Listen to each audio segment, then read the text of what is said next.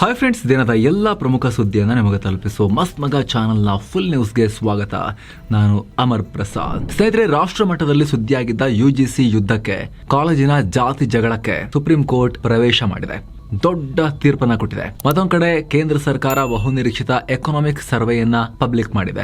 Parliament ನಲ್ಲಿ ಅದನ್ನ ಬಿಚ್ಚಿಟ್ಟಿದೆ. ಇನ್ನೊಂದು ಕಡೆ ರಾಜ್ಯ ಸರ್ಕಾರದಲ್ಲಿ ಮುಖ್ಯಮಂತ್ರಿಯ ಮಗ ಯತೀಂದ್ರ ಡಿಫ್ಯಾಕ್ಟೋ ರೂಲರ್ ತರ, ಡಿಫ್ಯಾಕ್ಟೋ ಸಿಎಂ ತರ ಸರ್ಕಾರ ಕಂಟ್ರೋಲ್ ಮಾಡ್ತಿದ್ದಾರೆ ಅನ್ನೋ ಆರೋಪ ಕೆಲ ಸಮಯದ ಹಿಂದಷ್ಟೇ ಸಿದ್ದು ಆಪ್ತ ವಲಯದಲ್ಲೇ ಒಬ್ಬ ಸಚಿವರಿಂದ ಕೇಳಿ ಬಂದಿದೆ ಅನ್ನೋ ವಿಚಾರ. ರಾಜೀನಾಮೆ ಕೊಡೋಕ್ ಮುಂದಾಗಿದ್ರು, ಕೊಟ್ಬಿಟ್ಟಿದ್ರು ಅನ್ನೋ ಸ್ಫೋಟಕ ಸುದ್ದಿ.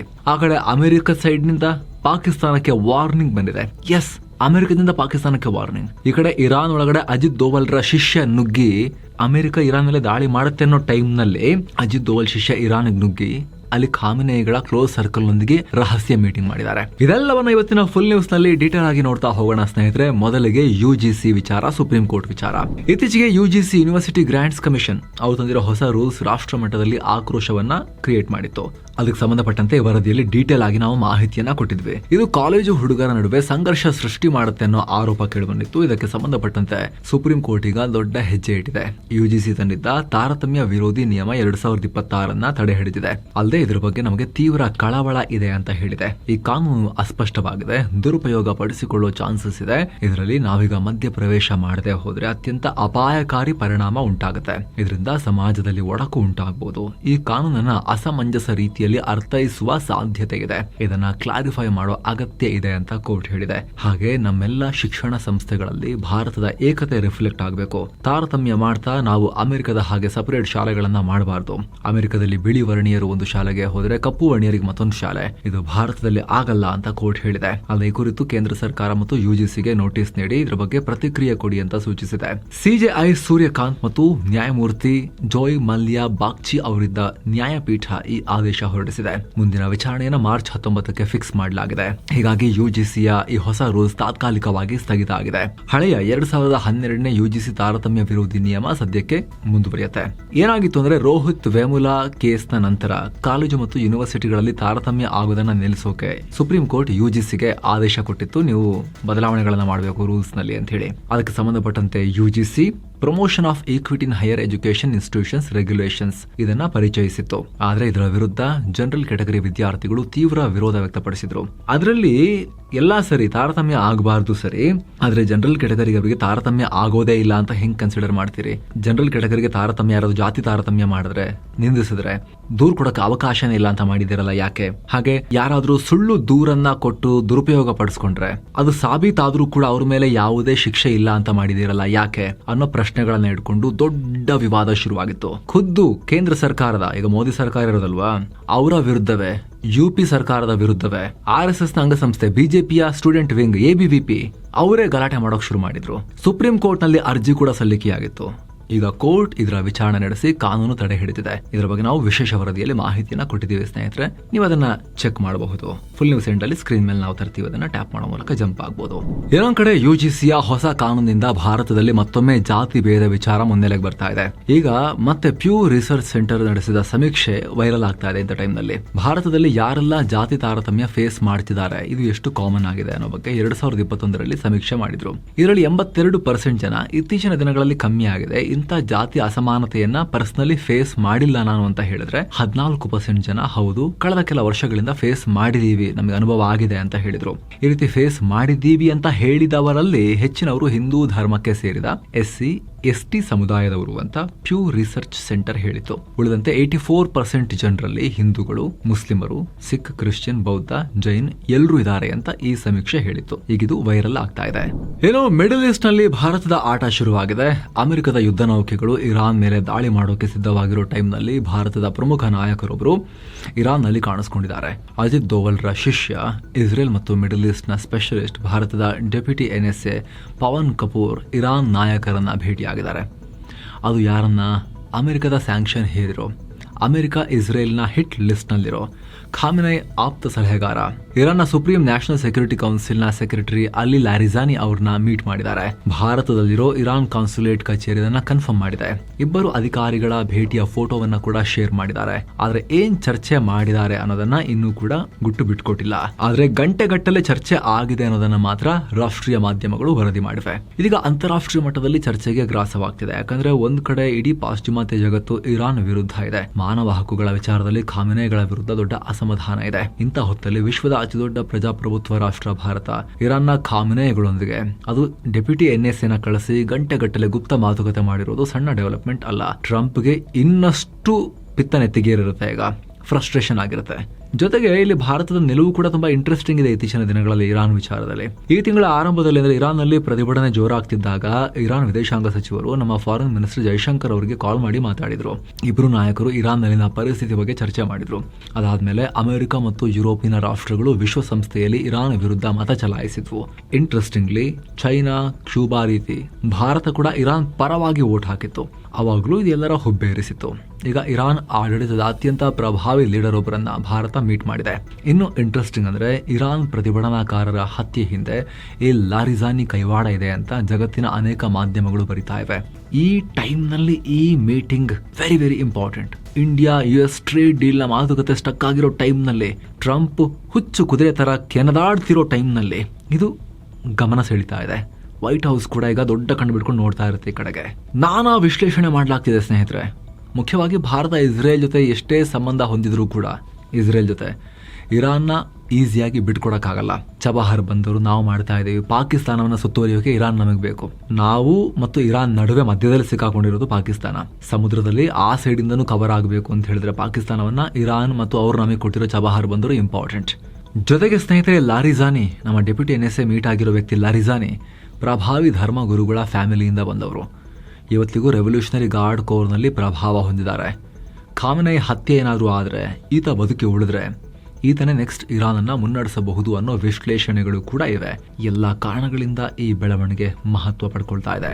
ಇನ್ನು ಸ್ನೇಹಿತರೆ, ಒಂದೇ ಫ್ಯಾಮಿಲಿಯ 11 ಜನರನ್ನ, ಒಂದು ಕುಟುಂಬದ 11 ಜನರನ್ನ ಒಟ್ಟಿಗೆ ಮರಣದಂಡನೆ ವಿಧಿಸಿರೋ ಘಟನೆ ಪಕ್ಕದ ಚೀನಾದಲ್ಲಿ ಆಗಿದೆ. ಮಯನ್ಮಾರ್ನಲ್ಲಿ ದೊಡ್ಡ ಅಪರಾಧ ಜಾಲ ನಡೆಸ್ತಾ ಇರೋ ಆರೋಪದ ಮೇಲೆ ಇವರಿಗೆ ಶಿಕ್ಷೆ ಕೊಡಲಾಗಿದೆ. ಇವರೆಲ್ಲ ಮಯನ್ಮಾರ್ನ ನಟೋರಿಯಸ್ ಮಿಂಗ್ ಫ್ಯಾಮಿಲಿ ಅನ್ನೋ ಕ್ರಿಮಿನಲ್ ಗ್ಯಾಂಗ್ಗೆ ಸೇರಿದವರು. ಎಷ್ಟು ಪವರ್ಫುಲ್ ಅಂದ್ರೆ ಈ ಫ್ಯಾಮಿಲಿ ಮಯನ್ಮಾರ್ನ ಸ್ಥಳೀಯ ಸರ್ಕಾರದಲ್ಲಿ ಪ್ರಮುಖ ಹುದ್ದೆಗಳನ್ನ ಕೂಡ ಹಿಡ್ಕೊಂಡಿದ್ರು.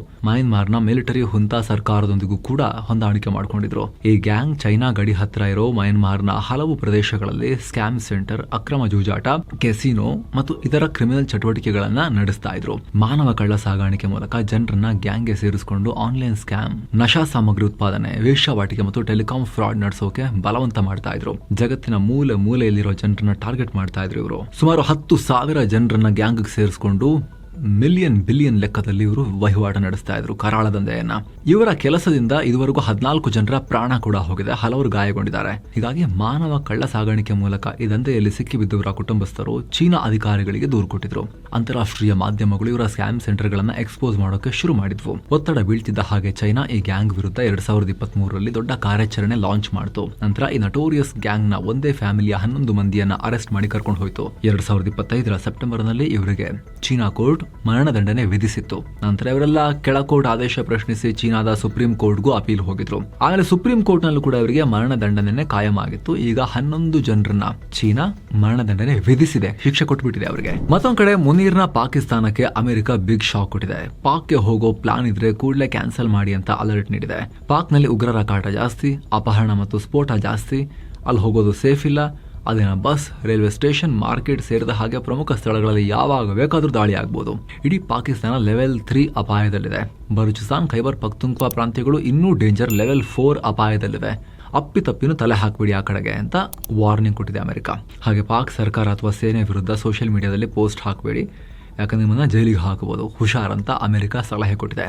ಇರಾನ್ ಮತ್ತು ಅಮೆರಿಕ ನಡುವೆ ಯುದ್ಧದ ಭಯ ಇರೋ ಹೊತ್ತಲ್ಲಿ ನೆರೆಯ ಪಾಕಿಸ್ತಾನಕ್ಕೆ ಹೋಗಬೇಡಿ ಅಂತ ಅಮೆರಿಕ ಹೇಳಿರೋದು ಬಹಳ ಬಹಳ ಗಮನ ಸೆಳೀತಾ ಇದೆ. ಇನ್ನು ರಾಜ್ಯ ಕಾಂಗ್ರೆಸ್ ಸರ್ಕಾರದಲ್ಲಿ ದೊಡ್ಡ ಅಸಮಾಧಾನ ಸ್ಫೋಟಗೊಂಡಿದೆ. ಇಂಧನ ಸಚಿವ, ಕಾಂಗ್ರೆಸ್ ಹೈಕಮಾಂಡ್ ಆಪ್ತರಾಗಿರೋ KJ ಜಾರ್ಜ್ ರಾಜೀನಾಮೆಗೆ ಮುಂದಾಗಿದ್ರು ಅನ್ನೋ ವಿಚಾರ ಬೆಳಕಿಗೆ ಬಂದಿದೆ. ಇಂಧನ ಇಲಾಖೆಯಲ್ಲಿ ಕೆಲಸ ಮಾಡ್ತಿರೋ KPTCL MD ಪಂಕಜ್ ಕುಮಾರ್ ಪಾಂಡೆ ಸರಿಯಾಗಿ ಕೆಲಸ ಮಾಡ್ತಿಲ್ಲ ಅಂತ ದೂರುಗಳು ಕೇಳಿ ಬಂದಿದ್ವು. ಅಲ್ಲದೆ ಇಂಧನ ಇಲಾಖೆಯಲ್ಲಿ CM ಪುತ್ರ ಯತೀಂದ್ರ ಕೈಯಾಡಿಸ್ತಾ ಇದ್ದಾರೆ.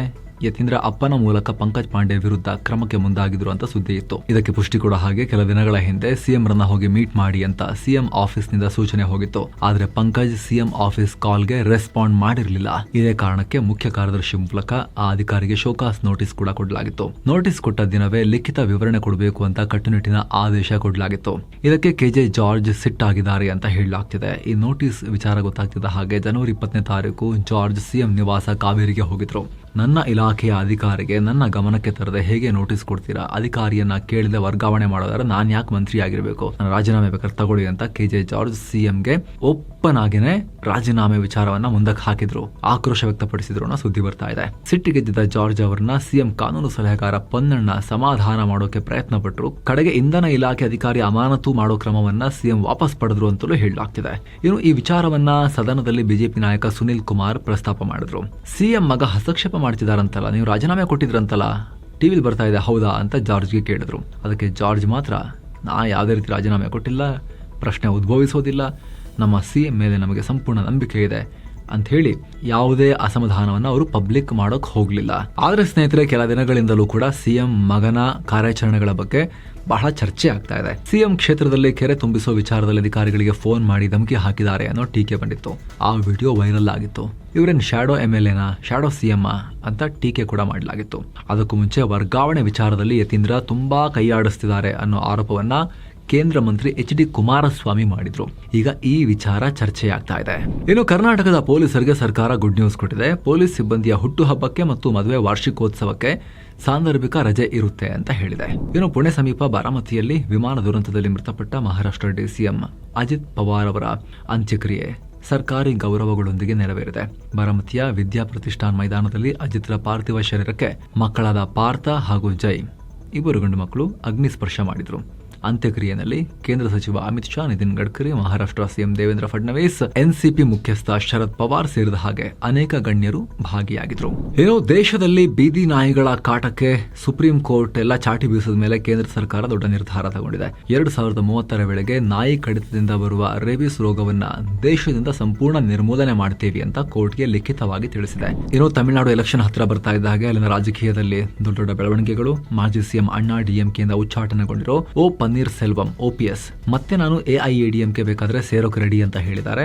ಇತ್ತೀಚೆಗೆ TTV ದಿನಕರನ್ NDA ಸೇರಿದ್ರಲ್ಲ, ಅದಕ್ಕೆ ಉತ್ತರಿಸಿರೋ OPS ಪಕ್ಷ ಒಗ್ಗೂಡಬೇಕು, ಈ ಎಡಪಡಿ ಪಳನಿಸ್ವಾಮಿ EPS ಅವ್ರು ಒಪ್ಪಿದ್ರೆ ನಾನು ಬರಕ್ಕೆ ರೆಡಿ ಇದ್ದೀನಿ ಅಂತ ಹೇಳಿದ್ದಾರೆ. ಆದ್ರೆ ಇದಕ್ಕೆ ಪಳನಿಸ್ವಾಮಿ ಪ್ರತಿಕ್ರಿಯೆ ಕೊಟ್ಟಿದ್ದಾರೆ. ನಮ್ಮ ಪಾರ್ಟಿಯ ಇಮೇಜ್ ಡ್ಯಾಮೇಜ್ ಮಾಡೋಕೆ ನೋಡಿದವರಿಗೆ ಮತ್ತೆ ಎಂಟ್ರಿ ಇಲ್ಲ.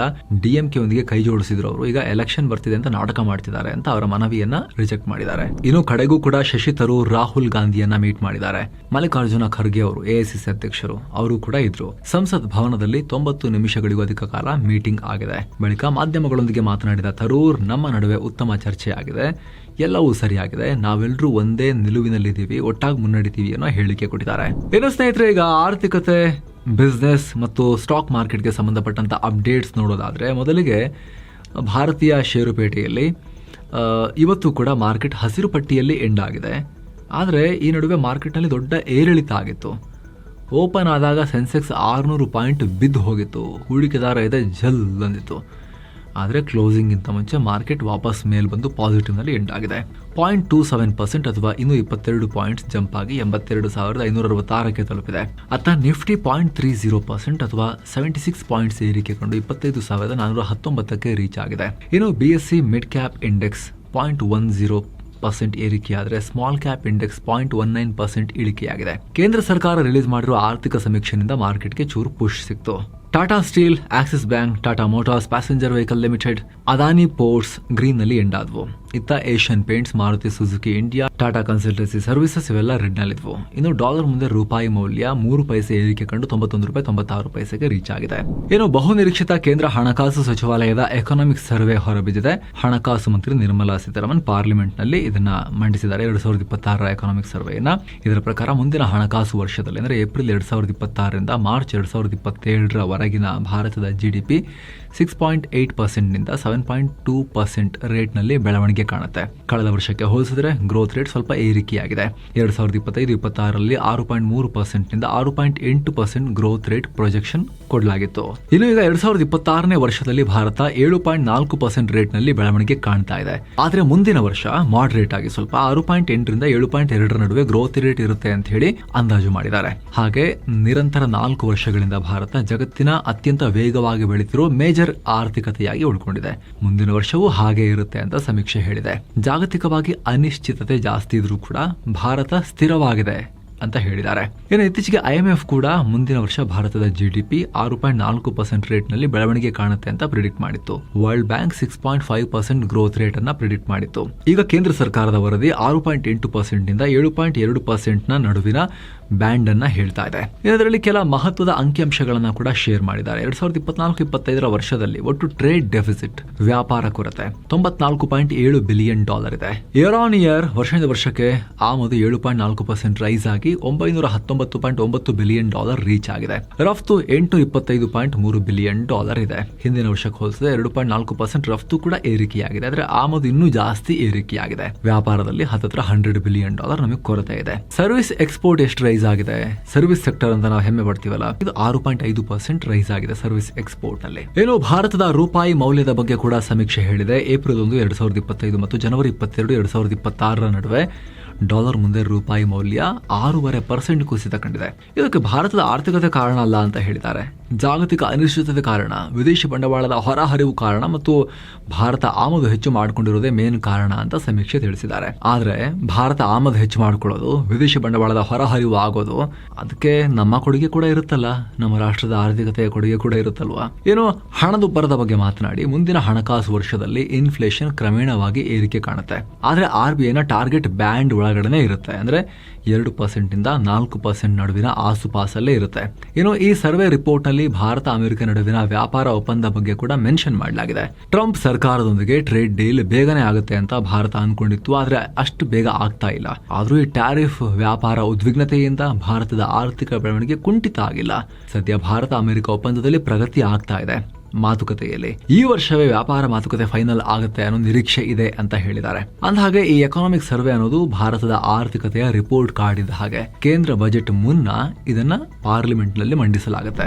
ಇನ್ನು 11 ಕೋಟಿ ಗ್ರಾಹಕರನ್ನ ಹೊಂದಿರೋ ಕೆನರಾ ಬ್ಯಾಂಕ್ ತನ್ನ Q3 ರಿಸಲ್ಟ್ ಅನ್ನ ಬಿಡುಗಡೆ ಮಾಡಿತು. ವೆರಿ ಗುಡ್ ಗ್ರೋತ್ ಕಾಣಿಸ್ತಾ ಇದೆ. ಸ್ಟ್ಯಾಂಡಲೋನ್ ನೆಟ್ ಪ್ರಾಫಿಟ್ 25.39% ಏರಿಕೆಯಾಗಿ 5,155 ಕೋಟಿಗೆ ತಲುಪಿದೆ. ನೆಟ್ ಇಂಟ್ರೆಸ್ಟ್ ಇನ್ಕಮ್ ನಿಮ್ 9,252 ಕೋಟಿ ರೂಪಾಯಿ ಇದೆ. ಆದರೂ ಕೂಡ ಬ್ಯಾಂಕ್ನ ಶೇರುಗಳು ಮಾರ್ಕೆಟ್ ಅಂತ್ಯಕ್ಕೆ 4.4% ಬಿದ್ದುವು. ನಿರೀಕ್ಷೆಗಿಂತ ಕಮ್ಮಿ ಬಂದಿದೆ. ನಿರೀಕ್ಷೆ ಮಾಡಿದಷ್ಟಿಲ್ಲ ಆದಾಯ.